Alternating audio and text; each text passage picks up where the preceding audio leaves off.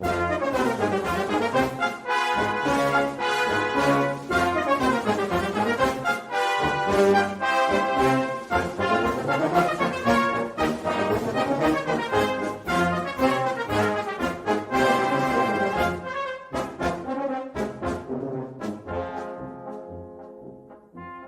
listening to Three's a Crowd, the North East Footy podcast, with Rye for Borough, Steve for Newcastle United, and Ted for Sunderland.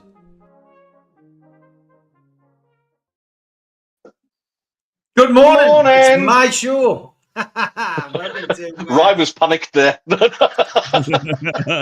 Three's a Crowd, the North East Footy podcast, and it is good morning to Ted from Sunderland. Good morning.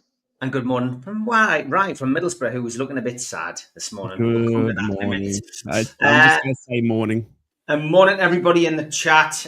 Keep your questions coming in and your opinions. We'll try and get to them as many as possible, but I think we'll have to start with Rye. Get it out of the way, I guess. And it's looking bleak on Teesside, and it's got nothing to do with the smog, Rye. Another defeat. A 2-1 defeat to Bristol. Looked so good early doors, but once again, another 2-1 defeat. And the Carrick out campaign seems to be building up a bit of momentum, right? Yeah, mate, it's not a good time to be a Borough fan at the moment. We've the wheels have fallen off, so to speak, sadly. Look, it's all a bit doom and gloom at the moment. Steve Gibson coming out during the week after a torrid run, 5 losses now in a row, and saying that he backs the manager to turn the form. And unfortunately, we saw Friday night under the big lights of Bristol City at Ashton Gate that they just aren't going to change. Unfortunately, the game got away from us in the second half after a good solid lead, building up to the first goal. Tommy Conway, obviously the ex-Bristol City player, getting the goal against his former club amidst the boos and the hate that he was getting. I thought it was great for Tommy to get on the score sheet, but then classic Borough came in second half. It was mismanaged by Michael Carrick. The substitutions came 80th and 85th minute, which is way too late to influence the game. Meanwhile, Bristol City had a new team on by about the 60th minute, and they were able to overrun the Borough in classic fashion. And it's another funny one to that Borough were in front and lost the lead. It's something like 20 odd times this season that we've been in front and lost the lead from a winning position. So, yeah, look, unfortunately, I think Michael's time's up. I think it's time that we try and save what's left of the season. You've seen, it's uncanny how, and Ted was saying, we're talking about this in the WhatsApp group. It's uncanny how similar this is to Sunderland's end of season last season, and how the whole manager sort of mishap with Dodds and Beale and all that sort of stuff, and then faltering down to 15th, 16th is kind of exactly where we're at. And we're hoping that breath of fresh air in a new manager can breathe some life into it. Whether it's done now, I don't think it will be. I don't think Steve Gibson pulls the trigger until the end of the season, sadly. And I think we're just going to moulder into a bit of a mid-table finish. So is it time to sack Carrick, Jeff says? Well, I think it is, personally. But the problem is that who's available? Who's available right now? And who wants to come in and Michael Beale. Yeah. Who wants to come and take the project on for 13 games left in the championship? I mean, they're still within points. Technically, we can still make the playoffs, but it's a massive job. They want to, it's a good squad on paper. They've got such a good team sheet there. But I put that all aside. I just don't think Steve Gibson's going to do it. Michael Carrick signed a new 4-year deal in the summer. So you'd think the payout for that is going to be quite substantial due to it being a 4-year new deal just in the summer. We're talking, minimum 6 months ago. So there's a good payout there. We saw it midweek where there's an attitude of, oh no, I got this call right. Michael Carrick is the man to lead us. He can lead us out of the slums as well of a mid-table finish. But the writing's on the wall. We melted into a mid-table finish last season. We put that down to injuries. Well, it's happening again, and now everyone's putting it down to Aaron Danks leaving and going to Bayern Munich. But unfortunately, it's tactical. Last night, what I saw was tactical negligence. I said this. Mark Travers was our goalkeeper, had the best game of his life. Not one player went up to him and put the hand around him or gave him a big pat on the back when he made some of the epic saves he made. Not one, person went around and said, right, around 60 minutes, Ian Archo is absolutely gassed. Let's get him off. You know what I mean? Not one person looked at, at Tommy Conway, who'd run his socks off for 70 minutes and couldn't move. He was cramping in the 70th minute, and still Michael Carrick didn't substitute him off. I mean, that's mismanagement of players, tactically, everything. And that's why I feel it's time for Carrick to move aside, and we get someone in tactically that can breathe a breath of fresh air. We've seen what it can do at certain clubs. Regis Lebris is obviously a classic example of that. They took, a good team on paper that finished 16th or 17th last season into the playoffs. And that's what we need right now. A new manager with new tactics, a new surprise package in the championship that isn't found out yet. And unfortunately, Michael Carrick's been found out. Who's the ideal replacement then, Tom asks? It's a great question. And I think for me, I would be looking at someone with a tactical mind. We've got a good team on paper. It's tactics that gets you through the championship. It's game management.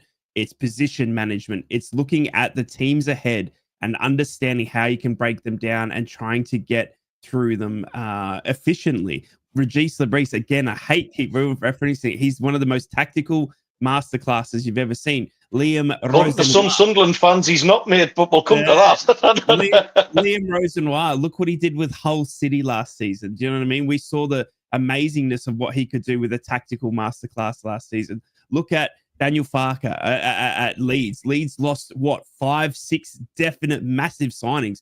I mean, Ruta going to Brighton, the Dan James going to Tottenham. It was not Dan James, it was the other one. But, look at what they are doing when the team's been ripped apart. Our Middlesbrough club, we keep losing big signings, but somehow other teams who lose their big signings manage to find a way. And it's due to tactically being aware of how the championship works and how to grind out a result. And if you get ahead 1-0, how to hold on to that lead. And sometimes you got to play ugly to win. It doesn't take beautiful football every day of the week. You're not going to win every game 4 or 5-0 by playing down the wing and that sort of stuff, or relying on a Ben Doak. Ben Doak, 19 years old. Without him, we've got nothing in attack. And unfortunately, we need a manager that's tactically sound, someone that knows how to get the best out of their players when they're not playing, and how to win ugly. Maybe it's a Sam Allardyce. Maybe it's a Sean Dyche. I said.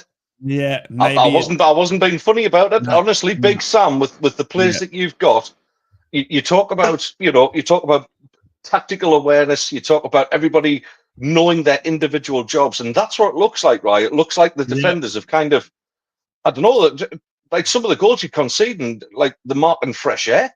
Yeah, so it's somebody like a Sam Allardyce who come in. You've got the attacking threat there, without a doubt. Ian Atcho, there's a question mark over him, because to be honest, it looks like he's been feeding himself a load of naturals. He's coming really woefully out of shape. But Sam Allardyce at Middlesbrough, that would make him a bit of a freak by managing all 3 North East clubs, but it would be. Yep. You could do a lot worse, mate.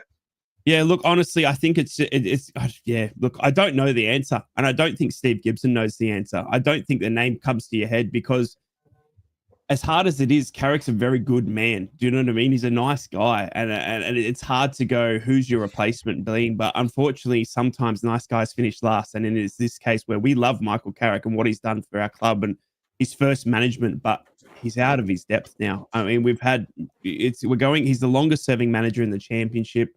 We're falling to another mid-table, if not relegation battle. If we're not careful, we'll get dragged in there, because not only are the points very close to the top, they're very close at the bottom as well. Mm-hmm. And look at the teams back down the bottom that have made changes in Derby County with John Eustace, Plymouth with getting their new manager in and changing the tides there. I mean, those teams down the bottom are fighting for survival, and they can drag us down pretty quickly if we're not careful, and we need to change it. And I think the only thing you can do, you can't go and sack the load of players, and you don't want to. Those players are good on their day. They just need someone to bring them and lift them up and make them run through walls again.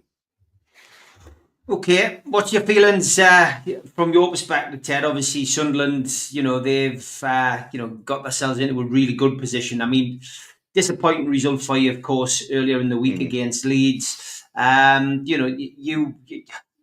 have to win those games if you're going to finish in the top 2. You've got to win those games. How are you feeling after that? Plus, you're back in the UK and you're going to your first game today, which we'll look at, of course, in the second half of the show. Absolutely, yeah. Yeah, listen, it was devastating to get beat in the manner we did.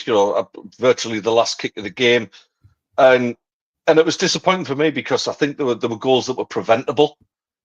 Leeds were very, very good. I'm taking nothing away from that. I got absolutely trolled to bits off Leeds fans who found my tweet from October where I was taking the mick out their goalkeeper, and they returned back with some style, I have to say. But thank you, because I'm the winner, because I got a tweet that's got 85,000 views on it now. So, I came out of it all right. So, yeah, listen, they were perfectly preventable. And unfortunately, Anthony Patterson was probably culpable for both goals. It's about being mature, and it's about being an experienced goalkeeper in knowing when to come and claim the ball. And on 2 occasions, I think he had the chance to, and just didn't do it. First class shot stopper, taken out away from the lad. But I just think he either needs a spell on the sidelines and that experience of Simon Moore in goal, or I just don't see how this is going to develop any further. His distribution is still poor. And when you're under pressure from a side that's got as good an attacking threat as Leeds, you can't bugger about with it at the back. You need to be able to shift the ball quickly and accurately, and he just doesn't give us that. I watched the first half in the pub. We just arrived in the northeast, and you could see it straight away. It was so edgy. And all right, we got the first goal in the game, and it was absolutely fantastically taken goal from Isidore. I did have a little joke at the time that it would have been easy for him to go down for a penalty, but given his record with them, he was better off staying on his feet, I think. But he took it brilliantly, absolutely brilliantly. But yeah, I just thought it was a bit shaky. I mean, we've got our best defender at the club, who's MACKEM on loan, and he was on the bench. And I kind of think if ever there was a game where it's crying out for going 3 centre backs, it would have been that one. He had Mundle on the bench, but said he wasn't quite ready for it, and Leeds was probably a bit of a tough one. Why put him on the bench then? Let's use somebody else, even if it's young Harrison Jones from the youth team. Give somebody else the opportunity to blood them and go for it. The games in the Championship, there's no bigger game in the Championship for me, sorry, Rye, than Sunderland versus Leeds. It's the biggest one there. It's the biggest attendances. It's the 2 biggest clubs in the Championship, bar none. And I think, give somebody, just let somebody, make a name for themselves, be a hero. And I've got to say, Regis, as much as he has worked absolute miracles, I'm not going to sit here and slate him, because he's exceeded expectations by a mile this season. Finishing 16th last time around, up into the playoffs this time around. I would have been happy with mid-table and seen some kind of progression. Far exceeded that, but he got it wrong on Monday. I thought the substitutions didn't happen early enough, and I just feel they were slightly misplaced. I think we could have brought MACKEM on to maybe starve them a little bit. I think maybe Isidore could have played a little longer. He was a good outlet for us, and it just didn't get going. I think the service out to Lafay didn't really happen. Great player. That was his chance to shine against the top team in the Championship. But yeah, listen, ultimately, Anthony Patterson could have got to those 2, and it's disappointing to lose it in the nature. We'll bounce back from it. I think we've got to accept now that it is the playoffs for us. I know. Yeah, you said that to me this week, didn't you? When we met up for a copy, you're saying keep the team fit, and the playoffs is where it's at now. And I mean, you're gonna have a hard match in the playoffs, no matter who you play. Oh, absolutely. I mean, the thing that we had for us going before with Burnley was they can defend, but they kind of score goals. And then they went and racked 5 in last night. Was it 4 or 5? Yeah, that's bad timing for us. But listen, I think you're right, Steve. Now it's all about taking over the points. It would take an almighty collapse for us not to be in the playoffs now by the end of the season, because we're a good distance clear of the chasing pack. But yeah, listen, it's going to be tough, because you've got the teams that up there. One of the 3 of Sheffield United, Burnley, and Leeds is going to be in the playoffs. Then you've got the emerging teams. Coventry are a team rejuvenated under Frank Lampard, and they always play well in the playoffs. Yeah, and you've still got the likes. Borough can still turn this around if they get their act together. They've got a useful squad. So yeah, it's going to be a tough one, mate. But we'll still get promoted. Okay, interesting stuff. As for Newcastle, well, I've talked about it on NUFC Matters till I'm red in the face this week. But yeah, I mean, we got well and truly trounced in the first half against Manchester City. Gave up more of a fight in the second half, but the substitutions were made. But yeah, it just shows you let your standards drop in the Premier League, then you're going to get caught with your pants down, and Newcastle certainly did last week, and it was painful to watch at times. But from my perspective, it was against Man City. They're still, they are the champions still at this moment in time, and they're still a team that you've got to respect. And on the day, they'll beat anybody like that. So it was, it was a weaker perspective for me. It was the manner, I think, that we got beaten that was probably the most disappointing. It was almost as if some of the players had down tools. But we've seen this a lot with Newcastle this season. If Newcastle win in style, then they win in style and comprehensively hammer a team. And if they get beaten, they get beaten comprehensively. It's an absolute nightmare for Newcastle fans, and not understanding this like Jekyll and Hyde nature of the team. That's the big disappointment. I guess as well, it's almost like tempered people's expectations for the forthcoming cup final, which of course is on the horizon. We're all looking at the cup final against Liverpool and thinking, God, let's hope it's not one of those days at Wembley, It's funny as well, certain grounds seem to be a place where Newcastle just can't get a result. Man City is one of them. And we mentioned it in the build-up to the game last week that Newcastle's record at the Etihad is absolutely awful. And just for the record, the two other grounds which are equally as bad are Anfield and Wembley. We've got those two games coming up. One at Anfield next week on Wednesday, and then, of course, the Wembley Cup final. Let's hope that we can turn one or both of those around over the coming weeks. Is there a ground, Rye, that Borough struggle at that you can think of? Is there a particular ground where you go, oh, God, we'll never get anything there? Yeah, this season, all of them. This season, there's not one. Even going down to Ted. No, look, obviously, funny enough, it's Ashton Gate last night at Bristol City. They're one of the bogey teams we talk about. Ashton Gate's a very tough place to go for some reason. Middlesbrough seemed to struggle against Bristol City, even previous years, even in that year where we saw that first takeover of Michael Carrick, and we had Akpom and Archer and all those boys running around and doing absolutely wonderous things. We still lost at Ashton Gate. So it's funny that on the back of that one that we lose last night, because Ashton Gate's a very tough place to go for Middlesbrough. But yeah, look, I think obviously, in terms of the championship, one of the other ones is going all the way down to Plymouth as well. There's something about going the other side of England and making that long journey down that just makes it so treacherous. And St Mary's, Southampton, again, another one down the bottom of England that seems to be tough for Middlesbrough. So it seems to be the ones at the furthest away. But yeah, look, honestly, that's ones that spring to mind is Ashton Gate, for Bristol City, Plymouth Argyle, and Southampton with St Mary's. Yeah, it's funny, isn't it? That Southampton's another one, which is a bit of a bogey ground for Newcastle. The new stadium, not so much, but the Dell was certainly one of those grounds. What about you, Ted? Sunderland? Well, weirdly, yes, Southampton immediately came to mind for me because we've had some absolute stinking performances there in the past. I mean, there was one, but I think we got beat. Was it 8-0? Back in the Premier League days, it was Santiago Virginie scoring an own goal that was an absolute world-class strike. So St Mary's is up there. Funnily enough, the other two that I would have said at the beginning of the season, massive bogey grounds for us, we've actually won there this season. Away at Swansea has always been a horrendous one for us.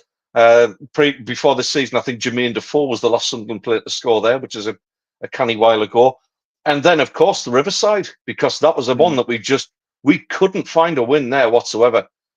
So to do that for the first time in God knows how long in the league, was it something like 18 years, right? Yeah, 1990. 19 years. So that was the one that I never, ever looked forward to going to. And hopefully we don't have to play them again for a while. Yeah, it's funny, isn't it? Grounds that that we really struggle at. Tom mentions Coventry as well for you, Ted. Oh God, yeah. don't. No, like Tom knows which nerves to press for me, like, doesn't he? Yeah, away at Coventry's never been a good one. Tom's obviously of a certain age where he understands the relevance of Coventry City and Sunderland's relationship. But yeah, we always fail badly there. Like, it's even the old ground was at Highfield Road was the old one, and then whatever Coventry City Council Rico Printers, I don't know, Bovril Stadium that it is now. I'm not a fan. Just looking at the Championship, Leeds, it's interesting. My mate, Knock Anela, has got a bet on with his pals in Spain. What a name! To say Leeds are going to blow the title, they're going to blow promotion again, and that song Leeds are falling apart again. Is that result against Sunderland, Rye? Is that result basically a proof now that they aren't? That they aren't going to blow it. Leeds, and you look at Leeds fixtures, it would be remiss of me to suggest that they would, because I think Leeds will do it this year. I think they will do it this year. What's your feelings on it? No, I completely agree with you. It seems to be one of those championship seasons where everyone's waiting for one club's wheels to fall off, and funny enough, it's Middlesbrough. Do you know what I mean? Like, we were waiting for Sunderland with this new manager and this unknown to somehow fall off, and start losing. We've waited for Leeds, we've waited for Burnley, and they're just not going to do it. And now there's only 14, 13 games left, and you can't expect the wheels to come off that dramatically in a team that performs that well on a Monday night, against Sunderland. So I honestly think Leeds are going to do it. I think Sheffield United will probably hang on as well. Their defensive record they seem to play ugly and seem to find a win. And then you've got Burnley's defensive record as well, which is just absolutely incredible. This joke with JJ Watt, for those that don't know. So the Burnley goalkeeper, James Trafford's had a joke with JJ Watt, who's a fantastic ex-NFL player. And he said, if I keep a clean sheet, will you go back and play NFL next season? He said, you keep a clean sheet for the rest of the season, and I'll think about it, or I'll go back. And he's kept a clean sheet ever since January now. So the start of January. So it's incredible, their defensive record. Look, the wheels aren't falling off dramatically. It'd be a miss for something that dramatically to go wrong at Leeds, at Sunderland, at Burnley, at Sheffield United. Those top four that have got a gap for a reason. They play good football. They've got a good squad together. Bar injuries, obviously, that's when wheels start to come off. If Leeds were to get a horror injury to a couple of players, Burnley, Sunderland, the like, if they lose a Bellingham, Isidore, anything like that, then we can start talking about that. But without significant injuries, Leeds are going to go up first. Sheffield United are going to go up, and I think Burnley as well, just with their defensive record. But the big question is, and we keep talking about it on this pod, is what happens when you go up to the Premier League, because teams somehow don't seem to manage going from the Championship to the Premier League. We got teams that blow the Championship away, and same in Ipswich and Leicester last season. These teams finished on 90, 95 points last season in the Championship and are struggling to get even 3 in the Premier League. So it's not so much for me the teams that are falling apart this year. It's what they're going to do when they get back to the Premier League, because Leeds, Sheffield United, Burnley, they're all destined to get back there. But I just don't know how they're going to survive when they get up. Big question, of course, Ted, is the result on Monday. Sheffield United take Leeds on Monday. That's going to probably point as well. If Leeds can win that one, you'd say that they're opening that gap on the biggest rivals. That's going to again tell us a lot. They can't afford to lose that, Leeds. It's for me, and I mean, it's not just because they beat us. I think Leeds are gone now. I honestly can't see them being caught. I know I said I expect them to fall apart in March. That performance for me, if Sunderland had come out with a draw, it might just have sent a little bit of nervy tension with Leeds, and kind of go, oh, we've stopped winning games. There was times that completely outclassed us in that game, and I've got to be honest about that. And I just don't see them being caught. I think now it's a 3-way battle for second place.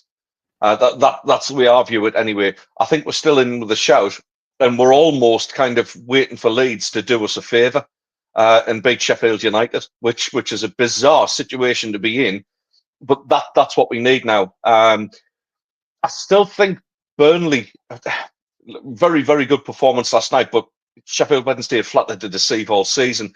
I had Chef Wed to be like, I tipped them to be up there fighting for promotion, but they just haven't got going this season. So maybe it's not a surprise, not a massive surprise that Burnley turned them over. I still think that Burnley are possibly an injury at the back away from an absolute disaster. Because I think if you put anyone new in that back line in Burnley now, there's not the same level of trust. There's not the same level of understanding. I think it could go sour for them. So that's the way I see it right now. One thing I did want to pick up on, Steve, as well, it's actually weirdly, it's Newcastle United related. I heard a little whisper that that James Trafford is looking to sign a free contract with Newcastle. That was my next topic, actually. I was going to ask you about. Right. I was going to ask you about. So James you have this Trafford. knits together, Steve. You have read my. You have read me mind. What's your thoughts on James Trafford? I mean, obviously he scored 2 penalties against your team, but I mean he's been linked with Newcastle for a couple of transfer windows now. The story that came out from Craig Hope yesterday was that the financial discussions have now been concluded amicably, and he will be a Newcastle player in the summer. So expected to be Newcastle's first signing of the summer. Is he a good keeper? Is he worth the money that Newcastle are talking about paying, which is in the region of 15 to 20 million? That would complete the shithousery, wouldn't it? For Sunderland, absolutely. He absolutely tortured us and cheated his way into saving 2 penalties. Let's be honest. So he'd probably go to Newcastle. Listen, mate, he's a very, very good goalkeeper. Do Newcastle know there's other teams that have goalkeepers as well that they can sign from? Or I mean, I'm not 100% sure what Newcastle's plan is. I mean, we signed another goalkeeper yesterday from Leyton Orient, and we've got Vlachimidos in Pliers, who's never going to get a game, but seems to have been part of the whole PSR, the PSR wangle that we have to go through. We've then got John Ruddy, who's been to just about as many clubs as John Burridge. We've got Nick Pope. We've also who is probably going to get back in the team this weekend, I would suggest. And we've got Martin Dubravka, who went off to Manchester United, said he was going to a bigger club, came back with his tail between his legs, sat on the bench for quite a long time, got a cup final medal for Manchester United in a final playing against a team that he was on loan from. Then came in, studying admirably for Nick Pope, and has now managed to sign himself an extended contract. But we've got a lot of goalkeepers. We have got a lot of goalkeepers. So getting Trafford is a strange one for me. It is a strange one. I can see Pope going back to Burnley, mate. Possibly, yeah. I do think so. I think maybe he's as part of the deal. I think you'd be getting a better deal out of it if you did get Trafford, though. I do rate him that highly. Yeah. All right. Ryan, what about you? Yeah, I'm exactly the same. Trafford's been a massive difference. Burnley's defensive record this season has blown all previous records away, and they've put it down to 2 players, and it's Egan Riley, the centre back, and it's James Trafford in goal. So, I mean, getting James Trafford, I think he's a future, future starter wherever he goes in the Premier League. But he's going to be England's number 1 as well. That's how highly I rate him. I think he's a fantastic young keeper. I think he's got a bright future ahead of him for England and in the Premier League. I think he just needs, he's still young. He's likely to make a mistake or two, especially at the Premier League level. Do you know what I mean? He's had a very, very solid defense in front of him in Burnley.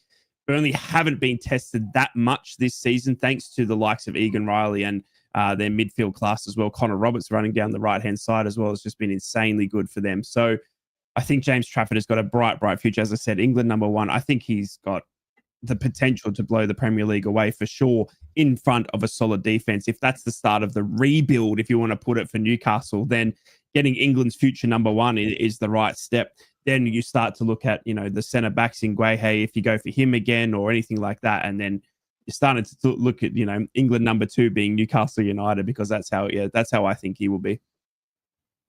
Yeah, I mean, Roger, it's obviously all just paper talk at the minute, but 20 million plus add-ons has been the suggested fee. Originally it was two years ago, it was 12 million. So, the money's obviously going to be an issue, but it's all just speculation at the minute, Roger. So 30 million, 20 million, who knows? Barry says we need other positions before a goalie. Steve, hope that's not it after our disastrous previous windows. Yeah, me too, Barry. Okay, halfway through the show, bring on the cat.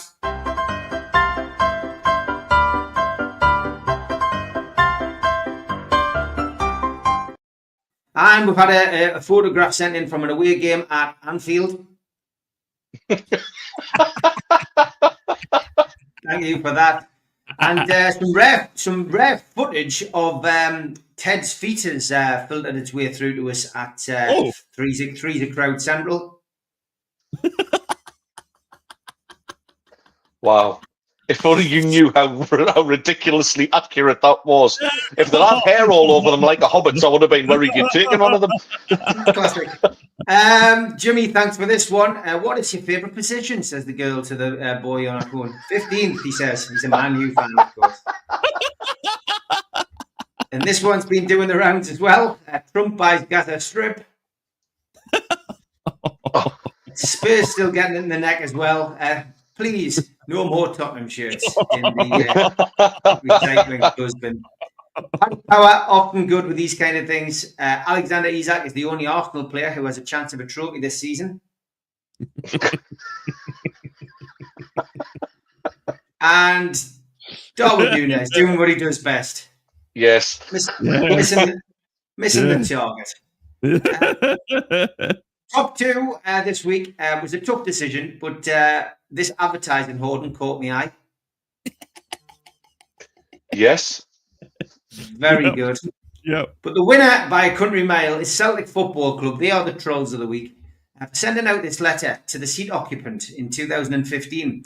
Dear supporter, we've been contacted recently by fans within the section regarding personal hygiene issues, which are impacting on the enjoyment of some supporters. We would therefore like to ask everyone to please ensure that the enjoyment of your fellow supporters is not impacted and that everyone within the area maintains an acceptable standard of personal hygiene. Yours sincerely, John Paul Taylor.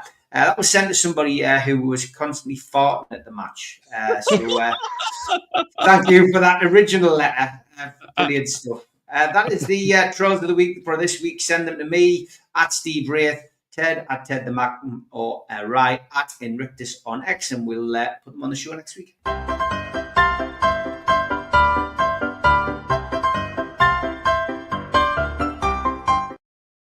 Okay, it's time to look ahead to the games at the weekend. Obviously, Rye has the this section off because they played last night. So let's focus on Sunderland first. And first of all, focus on Ted's visit back home. What's it been like, mate? You've been back in the UK with your good lady. I have. We met up this week. We both brought presents to the table. We did. Mine have been devoured by me and the missus. I've had my Yorkie, and I gave a Yorkie to her, so she's over the moon. And I give you something quite interesting, mate. You did. I was blown away by that, to be honest.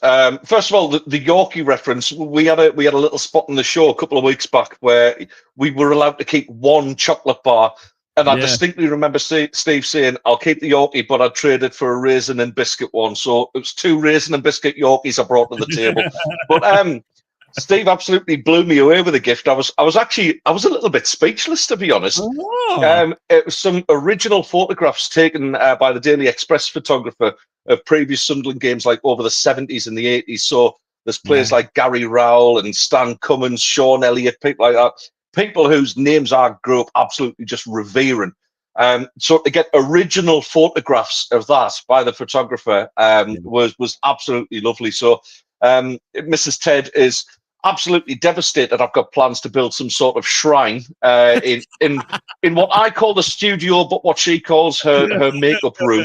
Makeup room. She mentioned it there. Yeah. Yes, she did. She did. So yeah, and Steve obviously now gets to prove that Mrs. Ted does exist. She's not like Mrs. Mannering in Dad's Army. Yes, he's definitely punching, mate. Yeah. Okay. All yeah. Right. There we go. Yeah, definitely, absolutely. No doubt about I know that. I pray she never sobers up. She also told us she does night shift to avoid him, right? Which is the other thing that I clean from the conversation. There it is. That makes more True, sense. true. That's true. No, listen, it's been brilliant to be back. It's just a pity, like you kind of get round and see absolutely everybody and do everything you want to do, because it's, we've had a week in the northeast and there's still loads we're wanting to do, but we've got a. Well, I'm going to go and see family tonight, but I've got a fancy dress party to do this afternoon after the match, which is going to be interesting. So we'll get some photos of that to share with you next week. But the main thing, obviously, I'm saying the main thing. No, the main thing was coming to see me mum. The other main thing today is obviously going to the stadium. Like, and going to see my beautiful lads in red and white take on Hull City. I'm really a bit nervous about this because the last two games I made it over from Cyprus to see. We got beaten both. We got beat off Cardiff 1-0, and then obviously we got absolutely turned over, like we mentioned last week, 5-1 off Stoke, and that's when I took Mrs. Ted last time. I'm actually taking a Geordie to the game today as well. Dr. Mick is coming with us as a little thank you. So I think he just wants to go for the 11 o'clock start on the pop, but that's it. Yeah. Listen, it's gonna be an interesting game because Sunderland have got to bounce back from that disappointment. I don't think there was much wrong with their performance, certainly in the first half. I thought we managed Leeds pretty well, managed to hit them on the counter, get a good goal. I just think we need to see a little bit of a different approach to this game today. There's a few fans actually saying, let's go for it. Let's do what we did at Sheffield United and go 4-4-2. Let's bang two up top and really give Hull a problem. Hull have kind of, a bit like Sheffield Wednesday, they've kind of sputtered and started and splurted a little bit all over the season. They haven't been the team that we expected. So it's a good opportunity to sort of put that disappointment behind us. We need to keep picking up points because, like what we mentioned earlier on the show, you don't know when somebody above you is going to start just underperforming, get a couple of injuries. So you've got to keep that points tally going. Disappointing not to get any on Monday night, of course it is. But, I see, I reckon there'll be a bit of an attacking mentality to this game today. I think they've got to go for it. It should be a pretty full house. I know they've done a bit of a deal for a quid for kids. So it'll be some sort of high-pitched squeal across the stadium of lighting throughout the whole match. But no, that's just me. That's just me being happy to be there. But listen, it should be good numbers there today. I can't believe how nice it is today as well. It's all blue skies, sunshine. That's what you want is a winter game. I think everybody will be up for it. Not everybody's a fan of these early kickoffs, but listen, let's get at them. I think they'll, as far as injury worries are concerned, we're getting to the other side of them now. Alan Brown's back in the squad. Mundle is going to be priceless for us for the end of the season. These last 13 games, if he can hit the ground running the way he was at the start of the season, then we've got a real player in our hands. It also enables Enzo Lafite to go into his favoured central position, and I just have a good feeling about it. I really do. Do you want us to kick off with a prediction, Steve? Or yeah, go. Yeah. I'm wildly optimistic, considering I'm taking the curse that is Mrs. Ted to the game as well. But I'm going to go tasty 3-0 win today. Wow. Tasty 3-0 win. Okay. Hull City then against Sunderland. Rye. Yeah, it's again Sunderland. Ted's almost given up the ghost on automatic promotion. Says this is all about the playoffs and I guess finishing in a position in that playoff position. But with regards to Hull City, it's another one of those teams that's in and around the bottom. That when you play teams at the bottom, you're always wary, aren't you, because they're fighting for their lives. Yeah, they are, and they've recruited really well in January as well. They went and got Louis Barry, who was the star of League One. They brought in a few other big names as well there. So they're really pushing. They've got a new management in there as well, stealing the manager from Reading there. So I think it's one of those sort of sleeping sort of beasts in the championship. They've got good players in there. They've got a good manager in there now as well. So. Yeah, I don't think it's going to be as easy as Teddy thinks, but I still think Sunderland can get the job done today. I just think Sunderland needs to bounce back from Monday. I think they will. I think tactically, Sunderland will be able to outmaster what Hull throw at them. The threat from Hull is Louis Barry, and I think if Sunderland's defense have aren't awake, then Louis Barry's going to run through them. But I think at this championship level, I think Luke O'Nien, Dennis Serkin, are more than capable of handling whatever Hull throw down the right-hand side, which is where their attacks will come from. And as long as Luke O'Nien doesn't go and cuddle a linesman again, I think Sunderland are going to get the job done 2-1. Okay. I think Sunderland should win this as well. I do think they should get a win out of this. Can I change mine to a draw? It's one all draw. I'm gonna go for a comprehensive 3-0 win because Ted's there today. I think. Yes. I love the sentiment behind it. But you're killing me, Steve. We've all given the dreaded vote of approval to someone getting a win, so we'll see what happens. Quick question from Tom before I look ahead to Newcastle's game. Do you think they should bring VAR into the Championship full time like they do in the Premier League? Yes. So go on, right? You're pretty straight in there.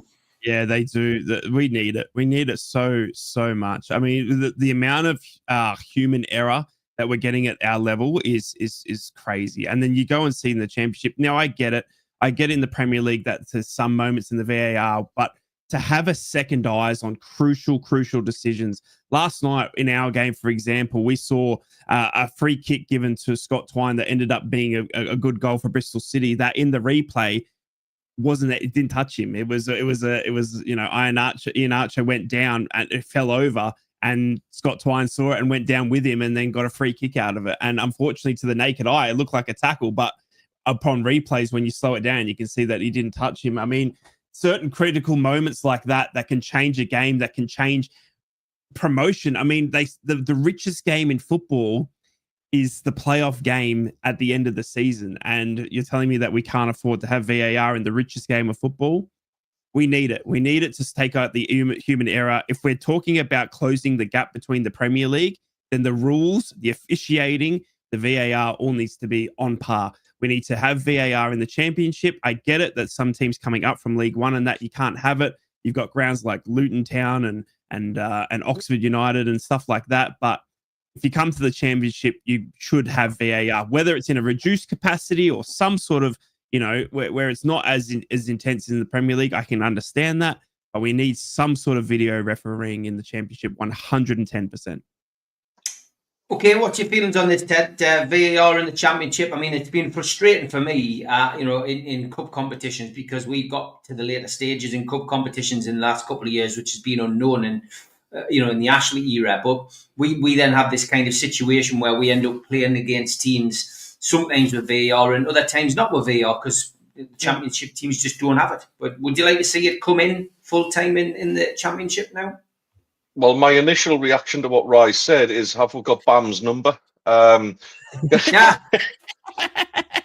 Bam covers Middlesbrough, for those of you who don't know. He's another Middlesbrough. Barely. Rai's much better. And I would hate it. I would absolutely hate it. I love the fact, and I mean, I've worked with Cypriots who nearly all sort of support Premier League teams. But because obviously, because of my love for Sunderland, a couple of them have tuned in, Championship games and watched them. And the immediate thing they love about it is, oh my God, it's so much better without VAR. And it's much more like what we're used to. Yeah, I agree, right? All joking aside, there's human error and there's some gaping errors as well. But what I've noticed is, there's a certain amount of them this season where, yes, it would have benefited Sunderland if we'd had VAR. There's decisions that have gone against us that have cost us. But there's also the other decisions where, you mentioned Luke O'Nien. Luke always treads this fine line where he's dragging onto players. He's got a hold of them. He does it so regularly where if that's VAR, we probably would have conceded about another 7 or 8 penalties this season. And, so... Listen, I think it balances out, and yes, it's frustrating having those decisions that are wildly inaccurate sometimes in the Football League, and some of them are questionable in the Premier League, but Championship and League One, which is what I've been watching for the last 5 years or so, the quality of refereeing isn't as good. Absolutely not. I can't defend it, but it also opens the door for shows like this to actually talk about those decisions and talk about that human error. And gives us traditional football that we've grown up watching, and we'll still have songs about referees until we're long gone. Yeah, I would agree. I think eventually VAR will end up in the Championship. There's no doubt about it. But do you notice the difference, Steve? Because I know obviously because of me and Rai, I know you've watched quite a bit of Championship football. Like when you're watching a Championship game, do you notice or feel any difference in watching it without VAR? Well, I mean, the thing is with the Championship, the thing I noticed when we were a bit of a yo-yo team going up and down, I noticed how, referees in the Championship let things go more than those in the Premier League. There was challenges in the Championship which you would be sent off for in the Premier League. Certainly yellow carded, but if, in some cases red carded. I just think it's a lot less, it's a lot less obtrusive in the Championship. I think that the Championships, I preferred the Championship in the way that it was refereed. I think with VAR, I think it's noticeable when you have a referee who is reliant on VAR on a regular basis and then has to do a cup game without VAR, that mistakes are made because they are too reliant on the technology. So it's, I do notice the difference, and you can notice the difference. And it can work in your favour, like everything, and it can work against you. Because, we saw challenges going in against Birmingham, for example, from both sides, which could have been punished in the Premier League.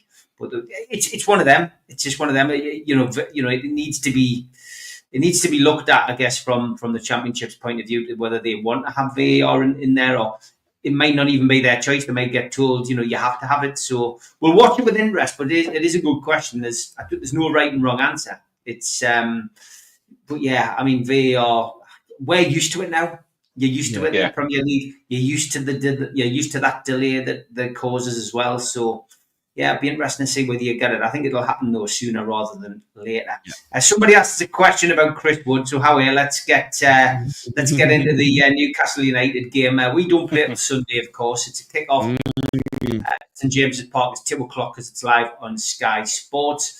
We're playing Nottingham Forest, who we've already played a couple of times this season already. We've played them in the Premier League. At Forest, we beat them 3-1, and we knocked them out of the Carabao Cup, of course. So got a bit of a hex sign on Forest at the moment.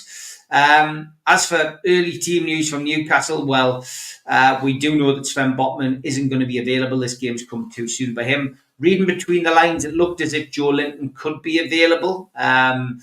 But you never know with Eddie Howe. We said Harvey Barnes was weeks away and he was in the squad last week. Jamal Lascelles probably won't be available now till the end of the season. He hasn't had a setback. It's just that taking the time with his injury management. As for Forest, well, Carlos Miguel and Tayo Anawoni are both doubtful. There'll be a trio of former Newcastle players back at St James's Park tomorrow, in the shape of young Elliot Anderson, who has done very well in his debut season for the Tricky Trees. Matt Sells, the goalkeeper, who didn't really get much of a look in at St James's Park, but is first team starter for Forest. He'll be back. And of course, Chris Wood, who in the corresponding game last season bagged a hat-trick at St James's Park in a 3-1 win. On the road over the last couple of weeks, Forest have lost against Bournemouth by 5-0 and lost against Fulham by 2-1. The referee for our games, Jared Gillette, the best a man can get. Hey! It's Peter Banks. Wow, big game because Forest are above us. We've got to win this game, especially after last week's debacle, which is probably the best way to describe it. So yeah, we've got to win this game, and it's not going to be easy. The games around us as well play a big part. Fulham, of course, have been creeping up on the outside. They take on Palace. Villa play Chelsea this weekend, so that's one to watch. And then on Sunday, Super Sunday, when we play Forest, Man City take on Liverpool. Again, that's a big game. It affects us. You're hoping now, really, from our perspective, Liverpool win that week and win, and that means last week's result is behind us, and we can, we don't lose much ground. So I don't know what he does here. I really don't. I don't know what he does and how he sets up the two substitutions that changed things last week. He took Kieran Trippier off and he put Tino Livramento on. He took Joe Willock off and he put Lewis Miley on. So does he start with Livramento and Miley? It's a completely different game. This game's going to be won and lost in the midfield. And I think a lot depends on whether Joe Linton comes back. I wouldn't put it past Eddie to have, misled us about that kind of Joe Linton situation. I think Joe Linton could be back tomorrow. But if I'm wrong, I would go with Lewis Miley. I think a lot of people would like to see Miley given a chance. So yeah, it really is a tough game. it's got draw written all over it at the moment, I think. But that's unless Eddie can get a reaction about last week's match. It depends how much last week's match hurt the players. And I guess the other thing is, the press are constantly asking, is the final on the lads' minds? Newcastle, when they got to the last Carabao Cup final, the league form before the Carabao Cup final was disastrous. We then went on a good run after the Carabao Cup final and got ourselves into European positions. So, Eddie's saying it's the last thing on my mind, but, are the players thinking about it? Are they thinking, I didn't want to go in by that tackle in case I get sent off and I miss the final? I don't want to go in by that tackle in case I get injured. So, I guess it plays its part because they all want that big day out at Wembley. But yeah, I am gonna take Newcastle to take a win. I'll go for a 2-1 win.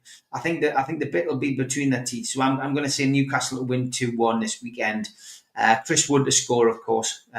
I'll take Chris Wood to get the first goal, to keep his run going against Newcastle, but keep his run going in the Premier League. But Alexander Isak to hit the score, hit the back of the net again. Somebody mysterious to get the winner. Let's have Dan Burn getting the winner maybe for Newcastle, which would be nice. But yeah, 2-1 win. I'm going for. Right? What's your thoughts on this game? It's going to be an interesting one again, and you're absolutely right. I mean, the Man City result, although I said on the show I've sort of predicted it because of the recent run, it kind of shocked me in the endeavour that Newcastle sort of, were done over by Man City. And I think Nottingham Forest can smell blood there, especially with Elliot Anderson and Chris Wood and that sort of thing as well. It's going to be an interesting one to see. And I think there is that sort of that cup sort of, I don't know, that sort of, I don't want to get injured. Do you know what I mean? Especially when you got the likes of Isak and, if you lose him for a cup final, my goodness me. So, but I still think it's going to be an interesting game. We saw the reverse fixture, last season, how entertaining it was with Chris Wood getting the hat-trick as well. I'm going to play out here. I'm going to say it's a 2-2 draw. I'm going to sit on the fence a little bit because I just think it's a game that Newcastle want to bounce back with, but Nottingham Forest can smell blood. And I think Chris Wood is just, there's something about him when he comes back to Newcastle. He just seems to play very well. So I'm going to go for a 2-2 draw here, but entertaining one. And I think it's one that really shapes up, the future of the Premier League. Nottingham Forest right up there with a very, very wealthy backing. We've seen how much they can change their squad over in an instance. Chris Wood is an absolutely, the GOAT references that go around for Chris Wood is incredible. Look, I just think it's a battle for the future here, but I think it's going to be a 2-2 draw. All right, Ted.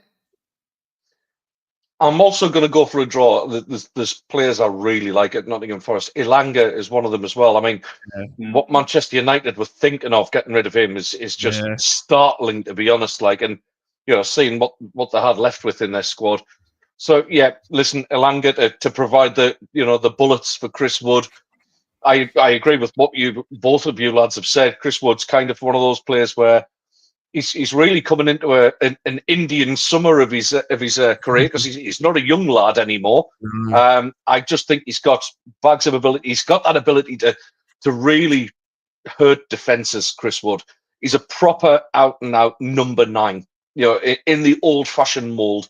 I just think he causes problems, and they've got that kind of traditional wing play, crosses. They can also play a bit through the centre as well. They deserve to be where they are right now, and it's nice to see, from a neutral perspective, nice to see Nottingham Forest's name at the top end of the top division, because that's what we all grew up with, to be honest. In the days of Cloughie and all that. Yeah. So yeah, they represent a challenge. And I think Newcastle kind of owe their fans one, because the last couple of home games haven't been great. The performances have been a little bit loose, let's say. You had the Bournemouth game, you had the Fulham game. So I think we'll see I honestly think we'll see a lot of goals today. I think it'll be a bit of a slogging match. I think it'll be a one tomorrow. It's a one that I'll love to watch, even though I'm going to be returning the car back to the airport and flying. But I'm going to go for a big 3-3 today. I think there'll be a lot of goals in this one. I'm going for high scoring. I've said today, again, it's tomorrow. Yeah. I do apologise. Please, Come Newcastle on. Fans, don't turn up today. He's half drunk. Or maybe you can. 204 of you watching this morning. Thank you. We don't take it for granted. It's lovely to have such a good audience for a Northeast football podcast. That is the end of the show. We are going to finish slightly earlier just so Ted can get to the Colliery Tavern or wherever he's going to have 10 pints of anaesthetic. No. He goes to the match with his lovely lady. See you next week, folks. Take care. See you, lads. Thank you, guys. Three's Bye. a Crowd podcast will return. That's not a threat. It's a promise.